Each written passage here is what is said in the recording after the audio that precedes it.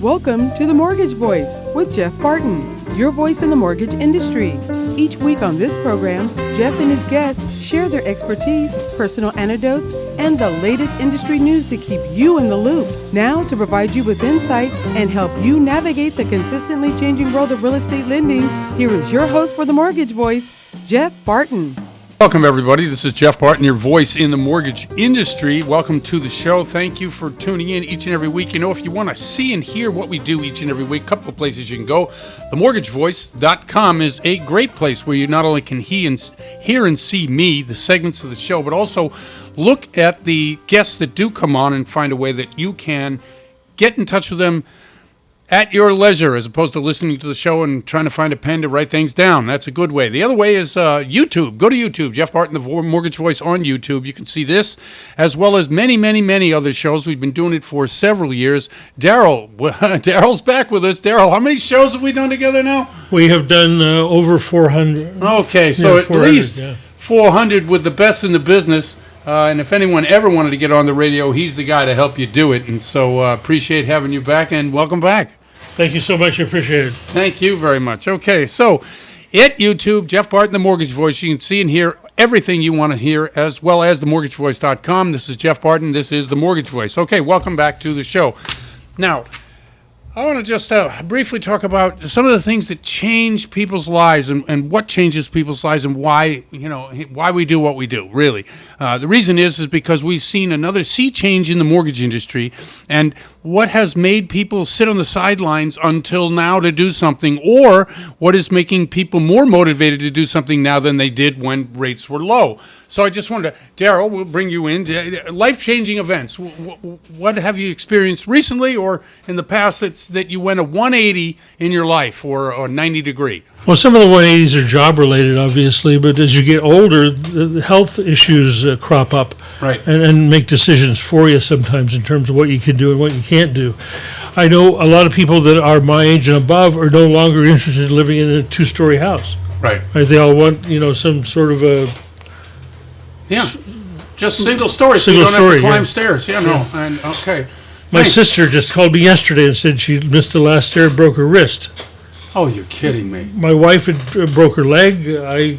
My wife broke her leg. Same thing, yeah. I hurt myself. That's not where I did the real damage. Right, but I'd fallen down a couple of stairs here as well, so...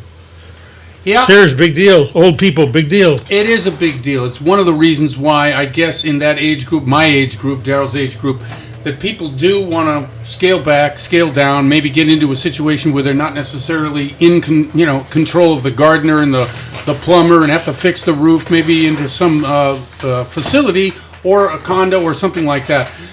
We have been nationally in a change for some time now, but recently, within the past 6 months, obviously the war in Ukraine has really changed what we think about on a daily basis in terms of what is causing inflation to be as high as it is. Ukraine is one of the reasons. We don't really look at it as such, but when you consider that the largest grain supplier in the world is no longer supplying that grain, and any grain that was there or is being farmed is being stolen by the Russians in that particular war. So we know that food prices, because grain, let's face it, grain and sugar in the U.S. are in everything. I mean, you can't buy anything, foodstuffs, unless you're going fresh fruits and vegetables and meat, that doesn't have one of these two things in it. So this is one of the main things, main events this year that has really changed, made us all go right. Inflation's the other one, of course. Things cost more than they have cost in a long, long time. Back to the 80s, as we've all talked about, ad infinitum, placing blame on who's to really solve the problem or who's to blame for the problem. There is no blame. There is no solve. What there is what we have as a country and how we deal with it. The other thing, of course, is COVID. COVID really set us back. If you look back 3 years ago now, 2019, compared to some of the things that are happening today in both supply, in both how people were paid. In 2019, there was a great movement against paying people $15 an hour. In most places where this radio station reaches, where this signal, when this show reaches, $15 an hour was a pipe dream 3 years ago. Now, I say it like that because I believe that most people are underpaid, especially in lower wage jobs. But that is one of the major primers to what's happening with inflation. Now, that is a U-turn event. That is something you cannot prevent. What are you going to do? Tell your kid, your grandchildren, your friend, your neighbor, somebody that works for you that they can't get $15 an hour because you can't afford it? Well, that particular line of thinking just doesn't resonate. I recently, in my own business, had a guy who was working for us. He wasn't getting paid huge money, but he was getting paid okay, $25 an hour. But he said, you know what, I'm going out on my own. I'm going to do something else. Now, how long before that happens in every business? Obviously, young people want to go out and prove themselves and do better. But if you were looking back at 2017, 18, 19, it probably wouldn't have happened like that. Why? Because the economy being what it is, most people needed the job that they were in, even if the wages were 10, 12, 15 bucks an hour. And that change in the way people think about the hourly employee pushing inflation to where it is right now. And I think inflation is one of the biggest pushers of it, that obviously, and oil prices pushing that particular number way into the stratosphere. But the hourly wage that people were willing to accept in 2018, they're just not willing to accept in 2022. I think that's a good thing, but it does show that not only in the menial or lower paid jobs, look, if I'm paying somebody $25 an hour, and I just up the bottom guy to $25 an hour. Obviously, the middle guys want to get a raise. The top guys are going to want to get a raise, and obviously that puts a big squeeze on what they call margins. Now, across all industries, and we look at it on a quarterly basis, and we're about ready to look at the second quarter statistics coming out probably in the next 2 or 3 weeks, right before the Fed open market committee meeting in July, which will probably push 50 to 75 basis points across the table as a raise in interest rates at the Fed. All of these things being what they are, and the U-turn, what I'm talking about, is not only personally, but as a nation, what we're looking at. Now we see court decisions, Roe v. Wade, that's a big changer for a lot of people. We see some, there's this committee hearing going on about the January 6th, I don't know what they're calling it, but what are they calling it? Insurrection. Oh, is that what they're calling it? Okay, the insurrection hearings. So the country is preoccupied with stuff, and I call that stuff because financially it matters not at all. The things that matter to you, buying a house, are what are the rates, and the rates are not good. I'll tell you what they are right now. 5.95 for the 30-year fixed. Now, it's not 6%, but it's not 4% either.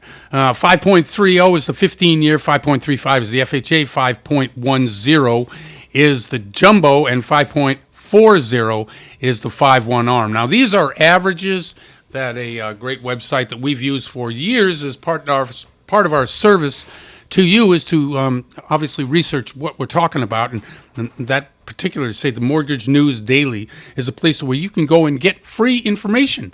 Now, oddly enough, when we've seen inflation really attack prices across the board, and we're raising them, 8 to 10%, in some industries a lot more than that. If you look at the real estate inflation, now they don't call it inflation, what they call is price increases, or they call it equity increase for the owner, when really 20% year over year, that's inflation, folks, and that's killing us. But regardless, if we're looking at the way prices in home prices have increased, the way other prices across the board have increased, what we're talking about here in terms of the rates and what you can afford, we're really looking at buyers right now affording how much less than they could have afforded in January.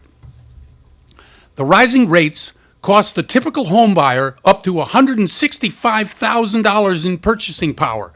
So if you were looking at a house for $500,000, and now, because rates have risen, you can't afford anything over $365,000, well, that's a problem, because there's not a lot for sale anywhere for $365,000. As everyone knows, the median house price in the U.S. went up to $407,000.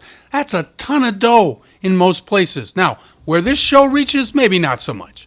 But in most of the country, that's in the middle of where the country is, that's a lot of money. Indiana, Iowa, Idaho, Oklahoma, many, many other places where real estate hasn't risen the way it has here in California or in Las Vegas, Nevada, where the show is, or even down in Albuquerque, where the median price is about $350,000. Anyway, I'm Jeff Barton, your voice in the mortgage industry. I really appreciate you listening to the show. Let's get back to it. I'll be right back. You're listening to The Mortgage Voice with Jeff Barton. We'll be right back with more in just a moment. For more information on today's topic, email Jeff Barton at info@malibufunding.net. Now, back to The Mortgage Voice with your host, Jeff Barton. Welcome back, everybody. I'm Jeff Barton, your voice in the mortgage industry. Thanks very much for tuning into the show each and every week. We come to you in many, many different ways, certainly by the radio stations that we've talked about earlier in the show, but also by podcasts. And if you want to join or hear or seek out any of these podcasts, we have a list of them, and they are Google, Apple Music, Stitcher, Spreaker. You got some more there, Daryl? Sure. iHeartMedia, Radio.com, YouTube, and Podclips.io. Man, he was quick to the switch. Excellent. Perfect. All right. Anyway, any of those things, you can hear this show. Look up the archives of the show. We have hundreds of shows that you can hear. Each and every week we bring to you information you're going to need if you're going to make decisions right now or if you're planning to make a decision in the next 2 or 3 months. Thank you very much for joining. This is Jeff Barton, and this is The Mortgage Voice. All right, we bring to the show, once again, a great guy who knows a lot more about development than I ever will, but I had a lot of questions for him today because market changes, what happens if, and all those kind of questions. It's Josh Thompson from Malibu Funding, who, again, does a lot of development for himself and his partner. Josh, what's the name of your business? It's Equilibrium Financial. Equilibrium? So I do development under that umbrella, and then usually we do different, LLCs per project. I have Plymouth Inglewood Development LLC, and there's just a bunch of different ones. I can try to keep every project separate to its own entity. No, I think that is true, and I think that is also the way a lot of people who are savvy in the business even hold, like if you are an investor and you own, 7 or 8 properties in different states, you usually set up a different entity for either each property or each state so that one state you get, something happens and you don't want to lean on all these other states as well. Exactly. Okay, so talking off air, Josh and I were talking about licensing and how long things take. I currently am waiting for a phlebotomy license from the state of California. It just seems to take on and on, but nobody takes the record but you. I mean, what did you wait? Almost 3 years for an endorsement on your DRE license? Yep, about 3 years. Yes. And I mean, it's tough because, I think they are so understaffed that, it's really not the employee's fault, and no. I think, these systems are archaic, you know what I mean? Yes, they are. There's nothing automated. Everything has to be personally reviewed by someone, coupling that with people being understaffed and, it's just a nightmare, so something definitely has to shift in the system. I mean, it's, I don't know. I think even overall that kind of stuff has an impact on the economy, on Yep. people's lives. People are just trying to do business and, even in the space of building housing, Yep. what I mean? It's you hear that there's a lack of inventory. I've been hearing that for many, many years now, and the government doesn't do anything about streamlining this process or making it easier for us to provide something that's needed for the people. That you brought this up was the next topic I wanted to talk about. I read an article today that said regulation and 40.6% of the cost of multifamily development is regulation. That's a big number. Yes. Oh, man. Yeah. I mean, that is accurate. I mean, there's permitting costs are crazy. I primarily build in California.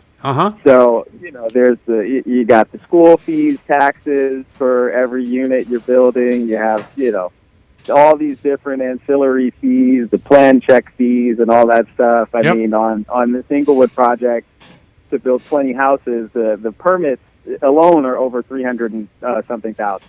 So, it's quite, it just makes it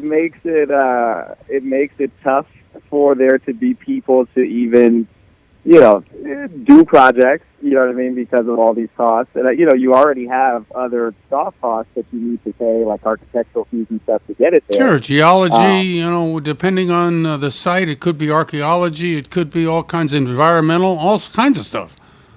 Oh, yeah, because, if you're, most people don't do these projects with their own cash, right. So if you're getting any bank financing, the banks want, the soils reports. They want a percolation test, depending on where the lot is. And then when you're doing bigger projects, California has this CEQA environmental report that's required that costs a ton of money. You know what I mean? So it's tough. And then that kind of stuff can lead you to an end of, if the CEQA report comes back bad, right. Or saying that it's going to have a negative impact on the environment and the community. They even look at, the flow of traffic in the area. If you're increasing the density of housing in a certain neighborhood, can it support the traffic that's going to be there? And there's so many little things that, you can be hundreds of thousands or $1 million or plus dollars into, just doing your feasibility stuff on a project, and get denied because of, a small factor that comes up. So, you mentioned not a lot of people want to jump in this just for these kind of reasons. It's like going to college, except at a lot more expensive to learn all these processes. And, of course, you haven't even mentioned the neighbors who could complain, or the guy down the street who just doesn't want to have your development done, complaining and delaying and suing and everything else. Oh, yeah. Yeah, and it's interesting, too, because most local municipalities, once you get all the way through the planning process and, you get to a point where, the site plan is approved or almost approved, that's when they make you kind of do a presentation to the town. You have to, right. Everyone in your district, you have to mail out letters yep. and, present the project to them. And then they wait to see how many complaints that they get. So, if there's enough complaints, that'll shut your project down, right then and there. And it's very unfair because, it's almost like the cart before the horse kind of thing. It's like, can't we figure out this stuff before we spend $1 million? You would think. Right. Yeah. Right. No, I agree with you. Okay, so now that we've gotten some of the difficulties, and we talked about them, and there are plenty, tell me about the market conditions. Where are we today, and where are we going to be in 6 months? It's interesting because I do see the market softening a bit on, more so in my experience right now. I see it softening definitely on multifamily properties. Okay. But and it depends on where you are. I know, like in the Los Angeles market and major metropolitan areas, I think the need for single family housing is still there, but the rates are so high. So these borrowers that were on the borderline of qualifying at a 3.5% rate, then the rates jump up to 4.5%, 5%, 5.5%. Right. Now these guys can't qualify. So right. I do think that if you're a landlord right now and you have multifamily, I think rents are going to be stronger within the next 6 months and year, just because a lot of people are kind of pushed out of the buying box at this time. Yeah. But there's so many conflicting views on what the Fed is going to do next. I've heard I listened to a thing on Robert Kiyosaki's thing today. Yeah, he's been in the news a lot, huh? He made a comeback. Yeah, he did. Yeah, he really did. For everyone that doesn't know, that's the rich man, poor man guy. Yes, it is. Yes.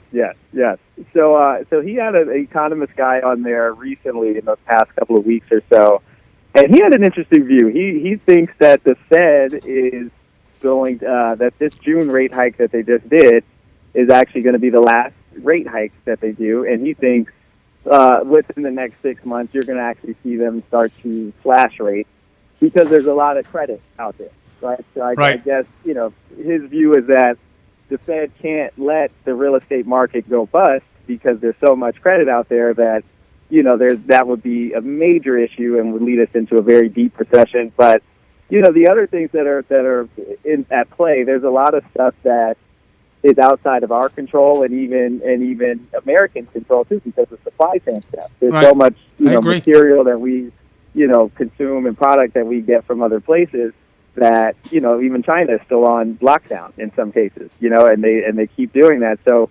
I think until the supply chain stuff gets worked out, I think we're still going to be having an inflation issue. But rates are definitely, I think, slowing things down quite a bit. So listen, we're up against it. Could you shout out a way by which people can get a hold of you, especially if they want to know more about what you do in development, maybe get interested in doing it themselves? Oh yeah, I'm always a call guy. So you can call me at any time. My number is 323-945-5694. Excellent. That's Josh Thompson. Josh, thanks very much. I really appreciate you coming on again. That was great. Great job. All right. Thank you so much. Thank you very much. And again, I'm Jeff Barton, your voice in the mortgage industry. We'll be right back. You're listening to The Mortgage Voice with Jeff Barton.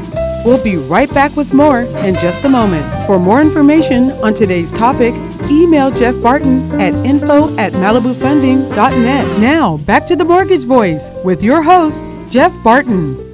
Welcome back, everybody. I'm Jeff Barton, your voice in the mortgage industry. Thanks very much for tuning into the show. You know what? We are on each and every week. Number of ways that you can hear and listen to the show. Not only do we on 5 radio stations in 3 different states, we're also on a number of different podcasts, 8 to 10 podcasts, and we also have a website, The Mortgage Voice, themortgagevoice.com. You can go there, see this show, hear this show, and some past shows, as well as the guests that come on the show, a little bit about them. If you want to see and hear them and get in touch with them, that's a great place to go. Jeff Barton, The Mortgage Voice. You also can be seen on YouTube. YouTube is a great place to see this and hundreds of shows. We've done 8-9 years of shows. So if you want information from a historical perspective in a format like this, you can always go there. I'm Jeff Barton. This is The Mortgage Voice. Thanks for tuning in. Okay, so we bring to the show great guests on the show. And why I say that is because the experience and the amount of knowledge that is brought to you without the commercial, just people talking about mortgages and the problems that we have. And it's just a great way by which you can pick up information without being lectured at. And I always appreciate as the best way to do that. A new person on the show has not been, I don't think, Michael, you've been on the show before? I have not. Okay, excellent. So it's Michael Chapman from Chapman Real Estate and Finance. And he joins us now. Michael, how are you? I'm doing well. How are you guys? I'm great. Thank you very much. Okay, so you know what's happening in the economy, you know what's happening in the marketplace. When customers come to you, how do they come to you and what are they looking for? Are they looking for the Hail Mary pass, or are they, solid W-2 employees with 700 FICO score and 20% down? What's your customer look like today? Yeah, it's kind of all over the map. And, a lot of people are not as optimistic as they were, 6-8 months ago. Right. But it's kind of it's a bit of a blessing in disguise, because I had a lot of escrows that went through where it was such a distorted seller's market. Seller's market right. Meaning that the seller gets to call the shots, and it was requiring buyers to, basically what I would call a suicide offer, where they're removing all their protections, their contingencies, right, and just saying, hey, I want this house so bad, I'll just, whatever it takes, I'll do it.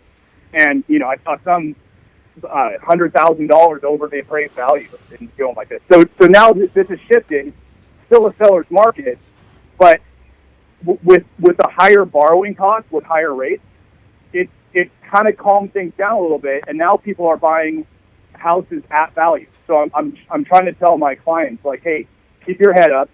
It's still a good market. There's a lot of appreciation to come down the road. We can talk about that too, why that's the case.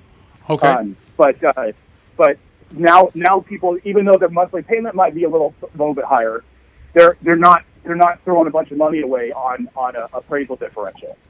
So explain that. So yeah. Tell people what that means, because I think a lot of people out there, we throw around the buzzwords and what we know and knowledge in the business. But what is the appraisal differential? What is that?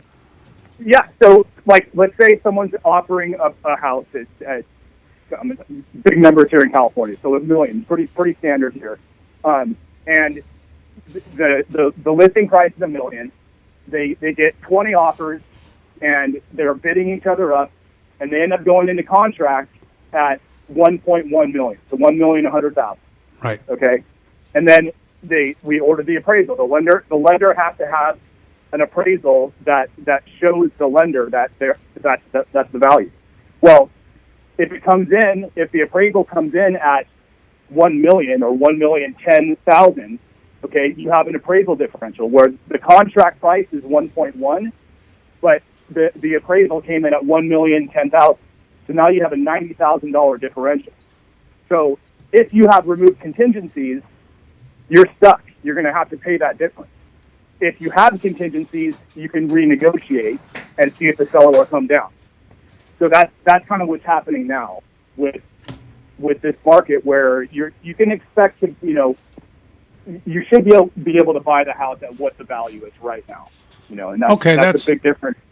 So again, I'm trying to frame it for people so they're not getting discouraged, because rates have gone up so quickly. So it's like, wow, I was paying $3,000 a month, 6 months ago. Now it's $4,500 a month. Whatever, depending on the taxes. That's right. So, yeah, no, it's amazing, and it always bugged me, because when you get, as you say, this differential and there's an extra $100,000 you got to come out of pocket to pay, or whatever the number is, as soon as that property closed, that's the new value of that property. So basically, right. It just makes you crazy, because why should if I'm offering this and I'm competing and I can show the competing offers and this is the price that I'm paying, but you say the house isn't worth this, 2 weeks after I close, you're using my property for the next guy's house. It's just because it makes me so crazy. Yep. Okay, Definitely. So not only is mortgage interest rates, but what are some of the programs that people are using? Is it still straight conventional 30-year fix? Are you going into non-QM? What are the kind of programs you're looking at with your clients now? Yeah, some non-QM, but I get most of my clients from realtor referrals, so they're usually well qualified borrowers. Great. And what's been interesting in this market, and lenders have adjusted, is that, and this gets complicated, but the way that interest rates have gone up so quickly, it's really affected conventional conforming loans, Fannie Mae loans, more than jumbo loans. Right. And so a lot of borrowers are qualifying with a lower interest rate on a jumbo loan. And what lenders have done to adjust is actually set the loan limit for a jumbo. So typically that's 647, over right. 647 in the country, 647,000. But they've lowered that down to 500,000 just to get borrowers in at a bit of a lower rate. So I see. It's the way interest rates work is kind of complicated, so I don't want to get too in the weeds on that. But no, it's interesting, and I think, if I just might interrupt you, I think a lot of what we do as loan officers and people who are in the business who understand it is to try to figure out the best way to tell our clients exactly what's going on without complicating it. And I think it's made complicated because we don't want the customers knowing. At least not us, but the banks that lend the money. They don't want the customers knowing. Yeah, exactly. A lot of people think that it's kind of an arbitrary thing where banks set the interest rate, but it's actually all based on the bond market. Right. Fannie Mae and Freddie Mac, which is 90% of our mortgage loans, they are in the business of converting these mortgage loans into bonds. Right. And that's how those bonds trade, is how interest rates are set. It's not from the bank just kind of like dialing a knob and saying, "Oh, we want to make this much money and charge this guy this interest rate." So. Well, it's interesting, yes. I think pricing in and of itself, both from the wholesale side, whether it's the bank to bank, whether it's selling to an investor or whether it's selling to the client, it's all evolved around an ever-changing matrix to what exactly can you borrow the money for, and how much can you then turn around with competition and sell it to the client. It's not a simple process, and you really need experience, right? I mean, for you've been at it a long time. To get your client the best rate is really what we're about, to get them the best and lowest cost on the loan. How do you, now that we've just talked complex, or I have, how do you Simple that down and let them know you're in good hands. What's your key to success exactly. there? That's something I kind of, first of all, I am competitive rate-wise. Right. But that's not my first thing. When I'm talking to someone, I'm like, look, you can shop around. One lender to the next is going to be maybe an 8% difference. Maybe not even that much. Maybe it's just a $500 origination cost or something like that. But the main thing that I try to sell to my clients is that you can kind of sit back, give me the documents that I need, and I'm going to walk you through the process and kind of navigate this complicated system. So you're not having to figure out what to do next. Right. Right. First-time home buyers, they've got enough on their plate with moving arrangements and paying property taxes for the first time, all that kind of stuff.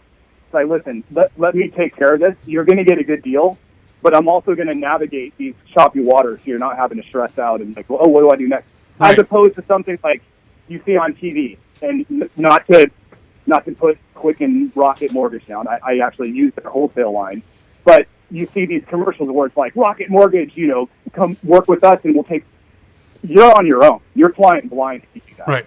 Where you're gonna get the same kind of pricing, but I'm gonna take all the what to do next stuff off your plate. So, listen, we are up against it. Can you tell people how to get in touch with you if they want to obviously talk to a terrific and experienced person that they can trust? Yeah, I mean, I'm happy to leave my personal mobile because that's how I do my business. So it's Michael Chapman.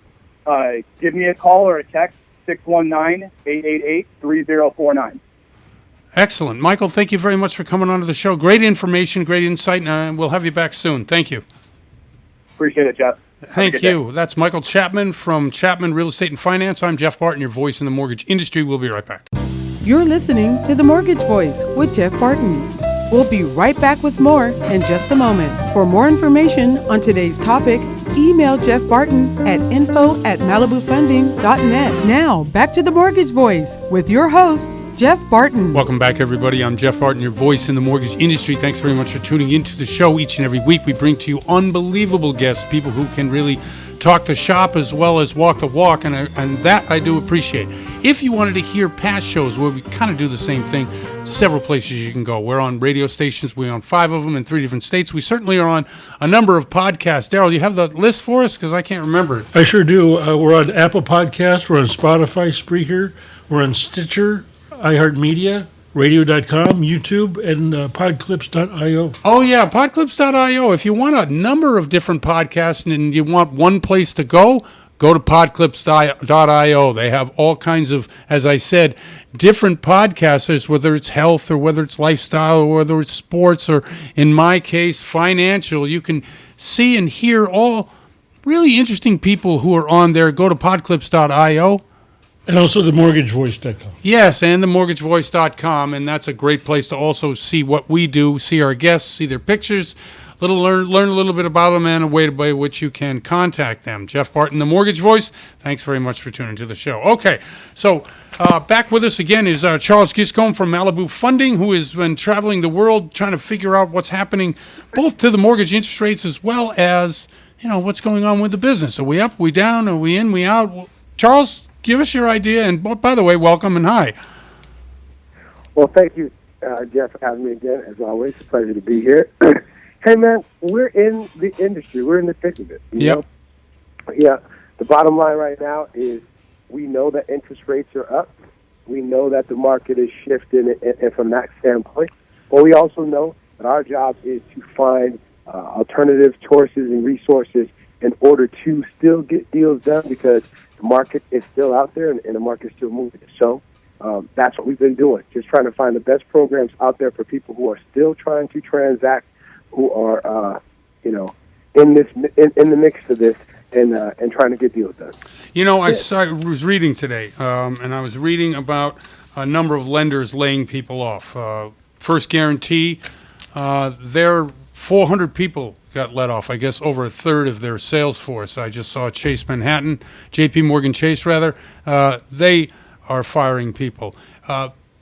This is not a great time for the mortgage industry, for people in it, but for someone who is out there looking for a home, looking for a refinance or some way, the different products available, the way that I guess products are brought to the market is usually through somebody like yourself in a mortgage company. How do you talk to the clients who are now a little confused about what's going on? They're reading as much as we are about what's happening in the mortgage industry. How do you assure them, and how do you tell them what's happening in the mortgage place and assure them that this is a very stable and good investment? Well, what's the conversation like when you're talking to these people?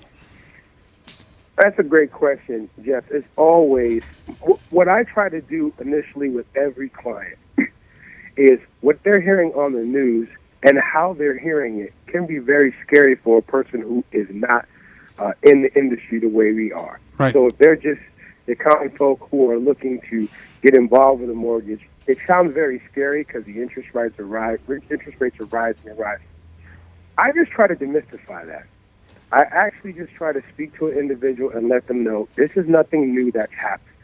We had 7 and 8% interest rates before. There are a lot of people that were around doing transactions during that time. The new generation of individuals are used to seeing 2s and 3s and 4s. But, we're just going back. It's cyclical, and it's going back. So what I try to do is let them know why the market shifts, why interest rates adjust, how supply and demand work in this instance and situation. Let them know what their place is and how they can be a part of this, and also give them other resources to let them know that, yes, the interest rates are rising, but there are other programs that they can qualify with, that they want to get involved with. Yes, you always want the lowest interest rate. That's what our eye sees. That's what our mind is taught us. What's the lowest interest rate? I want the best interest rate possible. Right. But what do you do if there are no low interest rates? If a jumbo loan is 5.63 across the board from a traditional standpoint, and a traditional conforming is going to be at a 4.6, what do you do? So this is what I try to do: explain them that everybody goes through this. Good credit, decent credit, everybody's going through the higher interest rates. So I just try to explain to them why this happens and how they can still get a transaction done, and give them alternative choices, maybe 40-year amortization and different things, interest-only options that will allow them to still have a lower payment in regards to this high interest rate market, Jeff. Which carries more weight when you're talking to your customer? Is it the fact that it's the monthly payment we're going to talk about, so let's just concentrate on that, or is it long-term equity you're going to build if you're looking to live there and raise a family? How do you approach them? Because a lot of people just say, you know what, I can't afford the $500 a month, when really they can, they just don't want to.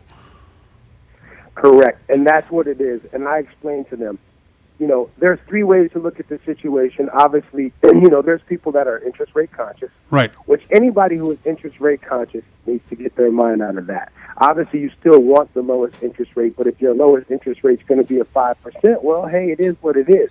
Right. That's what you have to look at. And then you look at, are you interest rate conscious, or are you check stroking conscious? Because if you're concerned about your monthly payment, we can help with that by the different choices and alternative options we have in regards to the terms that can be offered on a transaction. Right. So I try to hone in on that and find out from the individual, what are you most concerned with?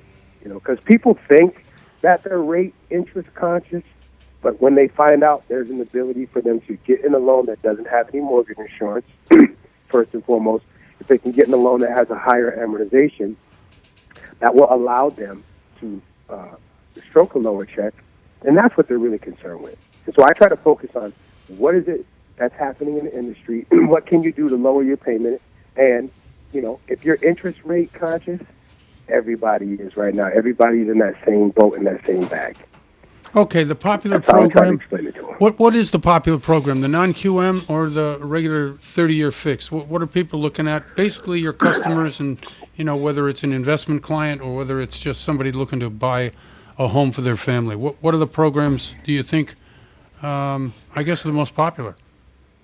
Well, Jeff, obviously we have a lot of individuals who are still traditional loan based. So, for a traditional standpoint, you can still do it, get your taxes. And traditional, what I mean by traditional is 2 years tax returns or W-2s. Right. Obviously, bank statements and paycheck stubs, all the normal documentation that you would have in the normal structure for a traditional loan. that's still going to garner you the lowest interest rate. Obviously, it's the most information that you have to provide in a transaction, but it will still get you a low interest rate. We have one of our clients that closed a loan last month, still was able to get a 4.5% interest rate loan, which they were happy with on an investment property. So great, surprising. All right, so they were satisfied with that. Individuals that are getting in right now that don't want to go by the traditional standard, it is a non-QM loan. That's a non-qualified mortgage. It uses alternative documentation to provide a full doc structure. What that means is if they may not want to provide 2 years of tax returns, but what they will be able to provide is they may be able to provide 12 months of bank statements. And what they do in a non-QM situation is they do a bank statement analysis, and they'll take those 12 months, and they'll take the mean or the average of the 12 months, and then that's how they will determine how much you make monthly. Now, obviously, in this situation, because it's just bank statements, it doesn't show your write-offs or everything else. So it just shows the actual raw deposits that you make in your account. And now that qualifies you for your loan based upon your debt-to-income ratio as opposed to what your tax returns would be. So that's going to show more money, give you the ability to qualify. And usually the DTI requirements are higher, allow you a higher threshold in order for you to qualify. So that's a great loan, all right? It still has TRID and RESPA certain guidelines, but it doesn't follow all of those in regards to tax returns and 4506Ts, right, which is a great loan for individuals who don't or don't want to show their taxes, maybe have filed their taxes, but they're showing lower income on their tax returns. That's a great alternative program. They also have profit and loss and CPA programs, which will allow your CPA to vouch for your time in industry, being self-employed, and also vouch for you in regards to your income and your expense factors. And that can be proven in several ways with a CPA letter and a profit and loss statement that shows how much you make and how much you spend. That can also be utilized to qualify an individual for a loan, too. So there's many other loan options that you have and resources that you can utilize to get qualified for a loan. You just don't have to be stuck in that bucket or that basket of traditional loans if you have not or do not wish to use your tax returns or the traditional paperwork that would normally be used in the transaction. Hey, Chuck, great information. We are up against it. Could you tell people how they can get in touch with you? Absolutely. You can reach me at 702-328-5191. That's 702-328-5191. Or you can reach me at charles@malibufunding.biz. That's charles@malibufunding.boy Isaac Zenith. Charles, thank you very much. Once again, coming onto the show, giving us great insight, information about what's happening in the market, and also programs that people might be interested in getting for their home loans. Thanks a lot. Thanks for having me, Jeff, always. All right. Thank you very much. That's Charles Giscombe from Malibu Funding, Nevada. I'm Jeff Barton, your voice in the mortgage industry. We'll be right back. Yeah. You're listening to The Mortgage Voice with Jeff Barton. We'll be right back with more in just a moment. For more information on today's topic, email Jeff Barton at info@malibufunding.net. Now, back to The Mortgage Voice with your host, Jeff Barton. Welcome back, everybody. I'm Jeff Barton, your voice in the mortgage industry. Thanks very much for tuning into the show. Each and every week, we come to you on a number of different platforms. One of the ways that we can be reached is if you go to our terrestrial radio stations. K-Tahoe is KTHO up in the Tahoe area of California. We're also on KSHP. By the way, Daryl, there's a new guy at KSHP. You talked to Mark last week, right? I talked to Mark last week, right, but now there's another guy that called really? me. Yeah. Okay. So, a new sales guy? Yeah, exactly. A new Herb Tarlick. All right. Excellent. And we love our 1400 AM out there. They've been real kind to us and spreading the word about what we do. We're also on K-Mine at K-Mine Country down in Albuquerque, New Mexico, and our couple of flagships out here in Southern California, in the Inland Empire, San Bernardino, Riverside counties at KCAA. Thanks to Fred and everyone over there, and certainly at KCO. No, what is it? KMET. Thank you, KMET. and the guys over there and the gals that help us bring the message to those great people. And by the way, even San Bernardino and Riverside counties are seeing prices between $500,000 and $750,000 routinely. Now, when are we going to see the housing market cool off? When are we going to see things perhaps return to more normal? Well, this may be a better indicator. In April, 2.2 months of inventory nationally. And now 1 month later, and obviously we're a month behind because of the reporting, but in May it was 2.6 months of inventory. That says to me, and says to anybody who's watching, because they watch these things very closely, obviously month-to-month changes. Like in the first quarter, we actually had a negative GDP, and if we get 2 quarters in a row of negative GDP, that technically is a recession. But we have so many other indicators that say, no, it's not a recession. One of the things about housing and the inventory that grows, and hopefully we will see a continued rise in inventory, which means more time on the market in order to sell. This 2.6 months from 2.2 months, that's a big deal. Normal inventory is anywhere from 4 to 6 months of inventory. Over 6 months, it's a buyer's market. Under 4 months is a seller's market. That's a good way to look at it. So when you're in your neighborhood or your particular MLS or you're asking your local agent, make sure they give you some larger numbers, national numbers, state numbers, county numbers, and obviously your neighborhood numbers, so that you can get a real honest idea, appraisal of what's happening in the market, so that you can either price your home better or be able to put in the proper bid. Now, we've also seen the number of offers on each individual property fall. That's a good thing, too. We like to see a couple offers. We don't like to see 20 offers. That's what we were seeing last summer. We're not seeing that this summer. We're not seeing that. So let's get to a lot of news to use. There's a bunch of things in here, more David Letterman list kind of things, but that's okay. We'll get to it because some of it's good food for thought and way by which information is passed to you more directly, because these lists are much more easy to not only compile, but also to really read it out to you, which is kind of what I'm going to do. Okay.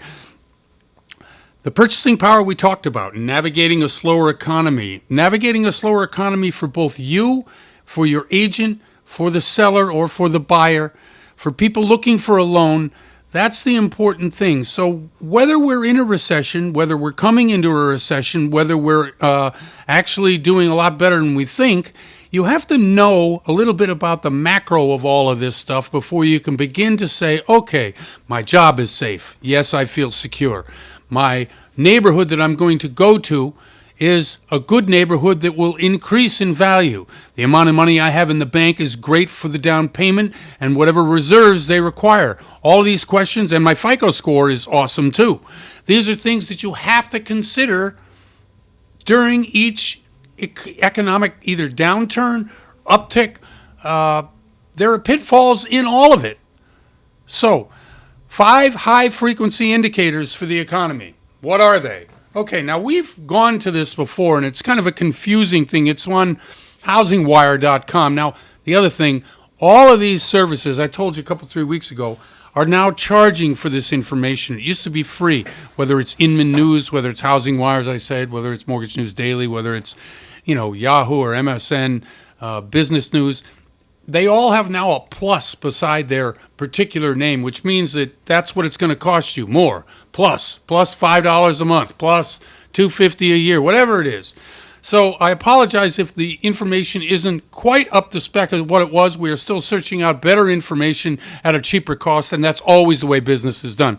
So anyway, Housing Wire, Mortgage News Daily, a couple of these other sites that we go to, they now charge anyway. 5 high-frequency indicators for the economy. The airline industry, it's down 10.8% from 2019. Now, there's a lot of information in that other than the bare number. The main thing that the airlines tell you is it's weather-related, it's COVID-related, or they just can't find enough pilots. All of that is saying we can't manage our business. However, the numbers are the numbers. Number 2, movie tickets down. Well, obviously, who wants to go to the movies and catch COVID? I don't. I had an employee at the office catch COVID recently. He just came back after, being off for a couple of weeks. He said, this is not the normal flu. And as most people who have had it will tell you, it's a brutal thing to go through. He's fine. He's a young guy. Let's move on. Number 3, gas supply. Now, we we do a lot of blaming as to why gas prices are so high. In Southern California in general, we always spend about $1 more than most people in the rest of the country per gallon. Why? Because we collect money and give it away to other people. So they figure anybody who has got a car can spend an extra $1 per gallon. I don't think so, but that's just the way it is here in California. So we're used to high prices, but $7 a gallon? No, we're not used to that. The rest of the country's hovering at about $5 a gallon. All of these things are blamed on lack of supply. Now, we went through this. We talked about it. It's not lack of supply. It's lack of capacity to refine the oil. 30% less capacity to refine oil in the U.S. than there was in 2018. The reason for that is manyfold. A lot of it is regulation. A lot of it is greed. When people make the transition from gas cars to electric cars, there's going to be a lot of gouging by oil companies, gas stations, anybody else who sees the writing on the wall. Now, maybe this is a good thing and they're investing in our future because we can't do it on our own and the government won't commit to long-term plan by which to bring gasoline to electric vehicles to the market in such a way that the oil companies don't get hurt. But that's what we're looking at, and they're down. The gas supply is down 7.9% from 2019. Okay, here's a silly one, but the New York City subway use. Now, why this is an indicator, I don't know, but it's on the list. Manhattan, down 36% riderships from 2019. I think it's COVID, but I also think that it's a lot more people working from home, even in a city like New York where you can get around. Number 5, hotel occupancy down 4.8% from the same time in 2019. Now, this tells you something. It's only down 5%, let's say, where the rest of these things are almost in double digits, all of them. Why is that? Because people need a place to go, and when they travel, however they travel, whether it's by car, by plane, by bus, or by train, you need a place to stay. And so hotels aren't down as much as you might think they would be down. Okay, so we have about a minute and a half left. I wanted to talk some about why you buy a house, why you buy a house now. Real estate is one of the most important decisions you're ever going to make, and we talk about it, of course. Everybody knows that. But why is it important? Because 90% of millionaires in the U.S. did it through real estate, and really it's through the purchase of your house. You live there long enough, 20 years, 30 years, the house increases in value. If you bought in 2015, you will have seen your house increase by almost 75% since then. Now, these things don't happen. Usually it raises, especially in most of the country, 3 to 5% a year. But in sometimes we see this kind of increase, 20%. Sometimes we see just the reverse, and that's what a lot of people are worried about. So the home prices are still hot. The home builders are bracing for a shutdown. Recession may be coming. Should you buy now? I don't know. This is something we need to talk about. And any of these decisions you need to make, you need to talk to qualified people, not just a gut feeling, an uncle, a brother, somebody down the street. You need to call professionals, get them in, get them to talk to you without pressure. And that's the really important thing. Lay out a plan to talk to people when you're talking about either purchase or selling. Make sure you interview more than one person. Get a good idea as to what's happening in the marketplace so you can make the best decision possible. Listen, I'm Jeff Barton. I really appreciate you listening to the show. Always love doing it, and we'll see you next time. You're listening to The Mortgage Voice with Jeff Barton. For more on today's topic, visit www.malibufunding.net.